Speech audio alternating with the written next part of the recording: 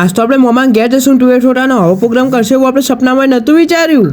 સવાર પડીને તો બપોરે પડી જઈને આપણે આવી જાય કોલેજ જઈને ઘેર ને આજ આપણે જવાનું હતું મોમાં ઘેર. આજ આપણો 60-10,000 ફોલોવર પૂરા કરવાનો 26મો દિવસ. અને જો આપણે 60 દિવસમાં 10,000 ફોલોવર પૂરા થઈ જાય તો આપણે 10 ગરીબોને ખાવાનું ખવડાવવાનું હોય. પછી આપણે પહોંચી જાય બસ સ્ટેન્ડ. જો આપણે જવાનું હતું બસમાં પાટણ. આમ તો આપણે હેલિકોપ્ટર બુક કરાયું હતું પણ સારું હેલિકોપ્ટરના ડ્રાઈવરને તાવ આવ્યો તો એટલે પછી રવા દીધું આપણે.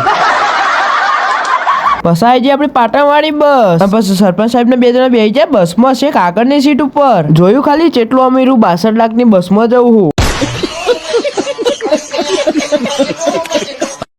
ખરેખર હું એક દાડો બસમાં જવું તો આટલો કંટાળો આવે તો લોકો રોજ બસમાં જતા હશે વન જેવું થતું હશે. અને તમારામાંથી કુંકુ રોજ બસમાં જાય લગતા જજો. પછી આપણે પહોંચી જાય મોમાં ઘેર અને વાયકન ચાલતો તો તુવે ઠોઠા બનાવવાનો પ્રોગ્રામ. ખરેખર જોઈને તો મોઢામાં પાણી આવવા માંડ્યું તું પણ હાલ ના ખવાય બધાને પહેલા. પછી મેં તો સોળીઓ બોલાવી હતી તો પહેલા બિહાર દીધો બધી સોળીઓને જમાડવા માટે. ખરેખર ભણ્યા તો અંકલ ફ્રીમાં જ હોય પાછા.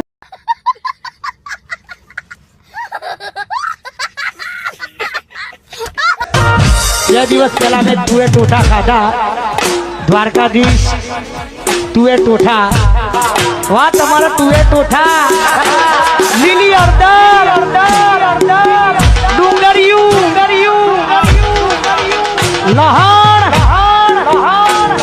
આહા તો પેટ ભરીને ખાઈ લીધું હો બાકી ડટ્ટા જેવું પેટ થઈ ગયું. બસ આપણે જે યુવરાજભાઈની દુકાને ઘડીવાર બેસવા માટે પણ આ ચડા ઘેર પહેરવાની વસ્તુ હ બજારમાં નહીં વાલા.